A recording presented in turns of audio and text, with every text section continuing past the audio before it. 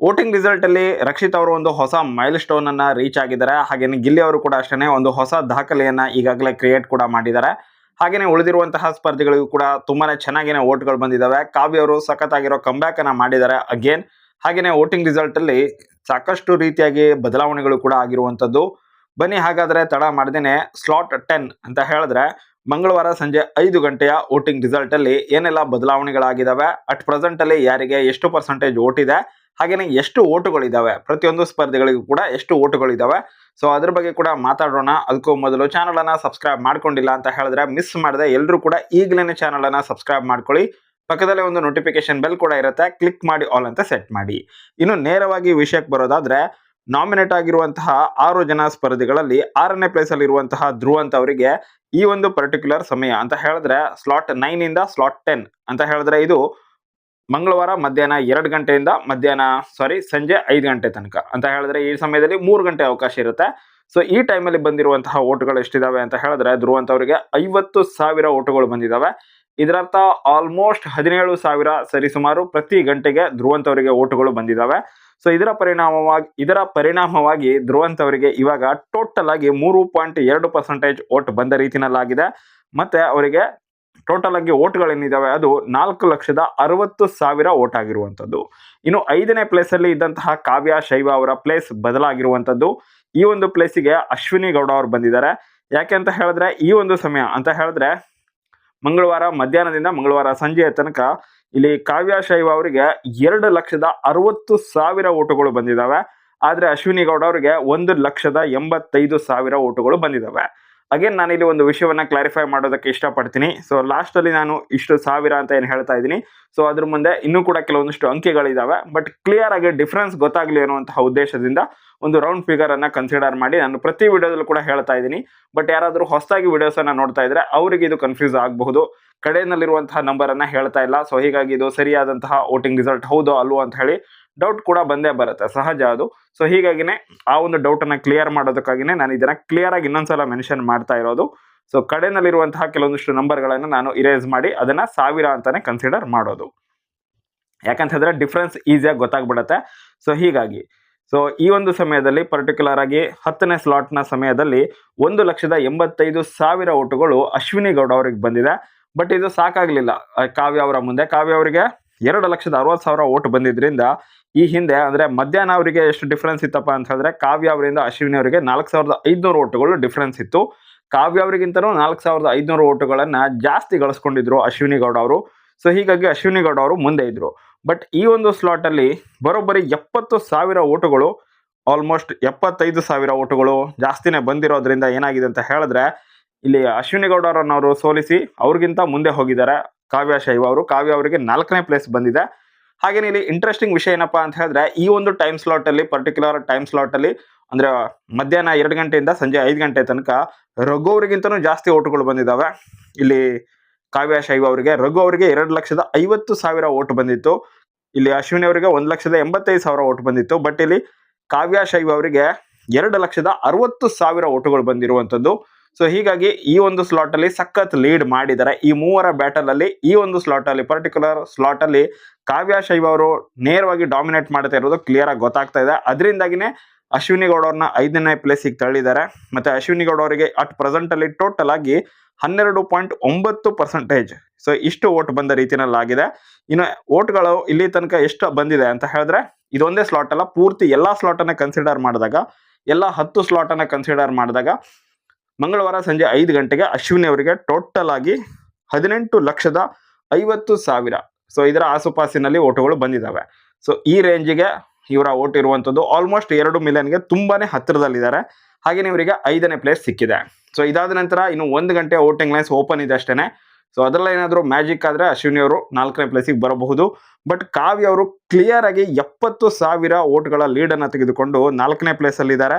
ಹಾಗೇನೆ ಬರೋಬ್ಬರಿ 13.4% ಓಟ್ಗಳನ್ನ ಕೂಡ ಗಳಿಸ್ಕೊಂಡಿದ್ದಾರೆ. ಅಶ್ವಿನಿ ಅವ್ರದ್ದು 12.9, ಬಟ್ ಕಾವ್ಯ ಅವ್ರದ್ದು 13.4% ಓಟ್ ಪರ್ಸೆಂಟೇಜ್ ನ ಶೇರ್ ಇದೆ. ಹಾಗೇನೆ ಟೋಟಲ್ ಆಗಿ ಓಟ್ಗಳನ್ನ ಕನ್ಸಿಡರ್ ಮಾಡೋದಾದ್ರೆ 19,20,500 ಓಟುಗಳು ಕಾವ್ಯ ಶೈವ ಅವರ ಪಾಲಾಗಿದೆ. ಮತ್ತೆ ಇವರಿಗೆ 4ನೇ ಪ್ಲೇಸ್ ಸಿಕ್ಕಿರುವಂತದ್ದು. ಸೊ ಕಾವ್ಯ ಅವರು 4ನೇ ಪ್ಲೇಸಲ್ಲಿ ಇದ್ದಾರೆ. ಇನ್ನು ಮ್ಯೂಟೆಂಟ್ ರಘು ಅವರು 3ನೇ ಪ್ಲೇಸಲ್ಲಿ ಇದ್ದಾರೆ. ಹಾಗೆಯೇ ಇವರು ಕೂಡ ಒಂದು ಮೈಲ್ ಸ್ಟೋನ್ ಅನ್ನ ರೀಚ್ ಆಗಿದ್ದಾರೆ. ಅದುವೇ 2 ಮಿಲಿಯನ್ನ ಮೈಲ್ ಸ್ಟೋನ್. ಸೊ 2 ಮಿಲಿಯನ್ ಅನ್ನ ಇವರು ಕ್ರಾಸ್ ಮಾಡಿದ್ದಾರೆ.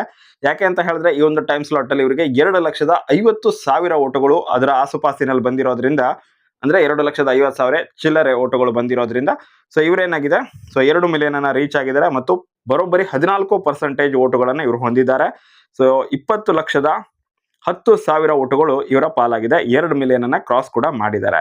ಇನ್ನು ರಕ್ಷಿತಾ ಶೆಟ್ಟಿ ಅವರು ಈ ಒಂದು ಪರ್ಟಿಕ್ಯುಲರ್ ಟೈಮ್ ಸ್ಲಾಟ್ ಅಲ್ಲಿ ಇವರಿಗೆ 3,50,000ಕ್ಕಿಂತನೂ ಜಾಸ್ತಿ ಓಟುಗಳು ಬಂದಿದ್ದಾವೆ. ಸೊ 3.5 ಲಕ್ಷಕ್ಕಿಂತನೂ ಜಾಸ್ತಿ ಓಟುಗಳು ಇವರಿಗೆ ಈ 3 ಗಂಟೆಯಲ್ಲೇ ಬಂದಿದ್ದಾವೆ. ಸೊ ಇದರ ಅರ್ಥ ಪ್ರತಿ ಗಂಟೆಗೆ ಅವರಿಗೆ 1,17,000 ಆಸುಪಾಸು ಓಟ್ ಬಂದ ರೀತಿನಲ್ಲಿ ಆಗುತ್ತೆ. ಸೊ ಹೀಗಾಗಿ 3 ಗಂಟೆನಲ್ಲಿ 3,50,000ಕ್ಕಿಂತಲೂ ಜಾಸ್ತಿ ಓಟುಗಳು ಬಂದಿದ್ದಾವೆ. ಇದರ ಪರಿಣಾಮವಾಗಿ ಇವರಿಗೆ ಟೋಟಲ್ ಆಗಿ 21.3% ಓಟುಗಳು ಸಿಕ್ಕದ ರೀತಿನಲ್ಲಾಗಿದೆ. ಹಾಗೆಯೇ ಇವರ ವೋಟಿಂಗ್ ಏನಿದೆ, ಸೊ ಓಟ್ನ ಒಂದು ನಂಬರ್ ಏನಿದೆ ಅದು, ಅಂದ್ರೆ ಓಟ್ ಗಳಿಸ್ಕೊಂಡಿರೋದು ಏನಿದೆ ಅದು 30,50,000ಕ್ಕಿಂತನೂ ಜಾಸ್ತಿ ಇರುವಂತದ್ದು. So 3 million. ಸೊ ಇದು ಒಂದು ಹೊಸ ಮೈಲುಗಲ್ಲು ಅಥವಾ ಒಂದು ಹೊಸ ಮೈಲುಗಲ್ಲನ್ನೇ, ಹೌದು ಮೈಲುಗಲ್ಲು ಅಂತಾನೆ ಕನ್ಸಿಡರ್ ಮಾಡಬಹುದು, ಅಥವಾ ಒಂದು ಹೊಸ ಲೆವೆಲ್ ಅನ್ನ ರೀಚ್ ಆಗಿದ್ದಾರೆ ಅಂತ ಕನ್ಸಿಡರ್ ಮಾಡೋದಾದ್ರೆ 3 ಮಿಲಿಯನ್. ಸೊ 3 ಮಿಲಿಯನ್ ಅನ್ನುವಂತಹ ಒಂದು ಹೊಸ ಘಟ್ಟವನ್ನ ಇವಾಗ ತಲುಪಿದ್ದಾರೆ ರಕ್ಷಿತಾ ಶೆಟ್ಟಿ ಅವರು, ಮತ್ತು ಅವರು 2ನೇ ಪ್ಲೇಸ್ ಅಲ್ಲಿ ಇದ್ದಾರೆ. ಇನ್ನು ಗಿಲ್ಲಿ ನಟ ಅವರಿಗೆ ಈ ಒಂದು ಪರ್ಟಿಕ್ಯುಲರ್ ಆಗಿರುವಂತಹ ಸ್ಲಾಟ್ ಅಲ್ಲಿ 5,50,500 ಓಟುಗಳು. ಸೊ ಇದು ಗಿಲ್ಲಿ ನಟ ಅವರಿಗೆ ಬಂದಿರುವಂತಹ ಓಟುಗಳು. ಸೊ ಇದರ ಪರಿಣಾಮವಾಗಿ ಟೋಟಲ್ ಆಗಿ 35.6% ಓಟುಗಳು ಗಿಲ್ಲಿ ನಟ ಒಬ್ಬರಿಗೇನೆ ಬಂದಿರುವಂತದ್ದು. ಹಾಗೇನೆ ಇದರ ಜೊತೆಗೇನೆ ಅವರು ಹೊಸದೊಂದು ಮೈಲುಗಲ್ಲನ್ನ ರೀಚ್ ಆಗಿದ್ದಾರೆ. ಅದ್ಯಾವುದು ಅಂತ ಹೇಳಿದ್ರೆ 5 ಮಿಲಿಯನ್ ಅಂತ ಹೇಳಿದ್ರೆ 50 ಲಕ್ಷ, ಅದಕ್ಕಿಂತಲೂ ಜಾಸ್ತಿ ಓಟುಗಳು ಬಂದಿದ್ದಾವೆ. ಎಷ್ಟು ಅಂತ ನೋಡೋದಾದ್ರೆ 51,500,000 ಓಟುಗಳು ಗಿಲ್ಲಿ ನಟ ಇವರ ಪಾಲಾಗಿರುವಂತದ್ದು. ಕ್ರೇಜಿಯಾಗಿ ಗ್ರೋತ್ ಆಗ್ತಾ ಇದೆ, ರ್ಯಾಂಡಮ್ ಆಗಿ ಗ್ರೋತ್ ಆಗ್ತಾ ಇತ್ತು, ಇವಾಗ ಅದು ಇನ್ನಷ್ಟು ಫಾಸ್ಟ್ ಆಗ್ತಾ ಇರುವಂತದ್ದು ಪ್ರತಿಯೊಬ್ಬರಿಗೂ ಕೂಡ. ಹಾಗೇನೆ ಮೇನ್ ಆಗಿ ಇದರಲ್ಲಿ ಹೈಲೈಟ್ ಆಗಿದ್ದು ಕಾವ್ಯ ಶೈವ ಅವರು ಈ ಕಳೆದ ಸ್ಲಾಟ್ ಅಲ್ಲಿ ಅಶ್ವಿನಿ ಗೌಡ ಅವರಿಗಿಂತ ಹಿಂದೆ ಇದ್ರು 4,500 ಓಟುಗಳು. ಬಟ್ ಇವಾಗ ಯಾವ ರೇಂಜಿಗೆ ಕಂಬ್ಯಾಕ್ ಮಾಡಿದ್ದಾರೆ ಅಂತ ಹೇಳಿದ್ರೆ, ಅಶ್ವಿನಿ ಗೌಡ ಅವ್ರನ್ನ ಹಿಂದೆ ತಳ್ಳಿ 70,000 ಓಟುಗಳಿಂದ ಮುಂದೆ ಹೋಗಿದ್ದಾರೆ ಅಂತ ಹೇಳಿದ್ರೆ ಈ ಒಂದು ಪರ್ಟಿಕ್ಯುಲರ್ ಸ್ಲಾಟ್ ಏನಿದೆ ಕ್ರೇಜಿ ಆಗಿದೆ. ಅದರಲ್ಲೂ ಕೂಡ ಕಾವ್ಯ ಅವರ ಅಭಿಮಾನಿಗಳ ಡಾಮಿನೇಟ್ ಏನಿದೆ ಕ್ಲಿಯರ್ ಆಗಿ ಕಾಣಿಸ್ತಾ ಇರುವಂತದ್ದು. ಸೊ 4ನೇ ಪ್ಲೇಸ್ ಅನ್ನ ತಂದು ಕೊಟ್ಟಿದ್ದಾರೆ ಕಾವ್ಯ ಶೈವ ಅವರಿಗೆ. ಹಾಗಂತ ರಘು ಅವರ ಪ್ಲೇಸ್ ಏನಿದೆ ಅದು ಸೇಫ್ ಆಗಂತೂ ಇಲ್ಲ. ಯಾಕಂತ ಹೇಳಿದ್ರೆ ರಘು ಅವರಿಂದ ಕಾವ್ಯ ಅವರಿಗೆ ಇವಾಗಿರುವಂತಹ ಡಿಫ್ರೆನ್ಸ್ 1 ಲಕ್ಷಕ್ಕಿಂತನೂ ಕಡಿಮೆ. ಎಕ್ಸಾಕ್ಟ್ ಆಗಿ ಹೇಳಬೇಕು ಅಂತ ಹೇಳಿದ್ರೆ 89,500. ಸೊ ಈ ರೀತಿಯಾಗಿ ಸಮಥಿಂಗ್ ಓಟುಗಳಿದಾವೆ. ಸೊ ಹೀಗಾಗಿ ಏನ್ ಬೇಕಾದ್ರೂ ಬದಲಾವಣೆ ಆದ್ರೂ ಆಗಬಹುದು. ಇನ್ನು 1 ಗಂಟೆ ಅವಕಾಶ ಇದೆ. ಖಂಡಿತವಾಗ್ಲೂ ತುಂಬಾ ಜನ ಈ ಸ್ಲಾಟ್ ಅಲ್ಲಿ ವೋಟ್ ಮಾಡೇ ಮಾಡ್ತಾರೆ, 100% ಗ್ಯಾರಂಟಿ. ಯಾಕಂತಂದ್ರೆ ಇವಾಗ ವೋಟಿಂಗ್ ಲೈನ್ಸ್ ಕ್ಲೋಸ್ ಆಗ್ತಿದೆ ಅಂತ ಹೇಳಿದ್ರೆ ವೋಟಿಂಗ್ ಮಾಡದೇ ಇರೋರೆಲ್ಲ ಜಬರ್ದಸ್ತಾಗಿ ವೋಟ್ ಮಾಡೇ ಮಾಡ್ತಾರೆ. ಈ ಸಮಯದಲ್ಲಿ ಸಿಕ್ಕಾಪಟ್ಟೆ ವೋಟ್ಗಳು ಬರೋ ಚಾನ್ಸಸ್ ಇರೋದ್ರಿಂದ ಅಟ್ ಪ್ರೆಸೆಂಟ್ ಅಲ್ಲಂತೂ ಡಾಮಿನೇಟ್ ಮಾಡ್ತಾ ಇದ್ದಾರೆ ಇಲ್ಲಿ ರಘು ಅವರು. ಹೈ ಲೆವೆಲ್ ಅಲ್ಲಿ ಅಲ್ಲದೆ ಇದ್ರು ಕಾವ್ಯ ಅವರನ್ನ ಬೀಟ್ ಮಾಡಿ 3ನೇ ಪ್ಲೇಸ್ ಅಲ್ಲಿ ಇದ್ದಾರೆ. ಬಟ್ ಕಾವ್ಯ ಅವರ ಫ್ಯಾನ್ಸ್ ಮನ್ಸು ಮಾಡಿದ್ರೆ ಇದನ್ನ ಬೀಟ್ ಕೂಡ ಮಾಡಬಹುದು. ಇನ್ನು ಇವಾಗ ಡಿಫ್ರೆನ್ಸ್ ಅನ್ನ ನೋಡ್ತಾ ಹೋಗೋದಾದ್ರೆ 6ನೇ ಪ್ಲೇಸ್ ಅಲ್ಲಿ ಇರುವಂತಹ ಧ್ರುವಂತ್ ಅವರಿಂದ ಅಶ್ವಿನಿ ಗೌಡ ಅವರಿಗೆ 13,90,000ಕ್ಕಿಂತನೂ ಹೆಚ್ಚಿನ ವೋಟ್ನ ಡಿಫ್ರೆನ್ಸ್ ಇದೆ.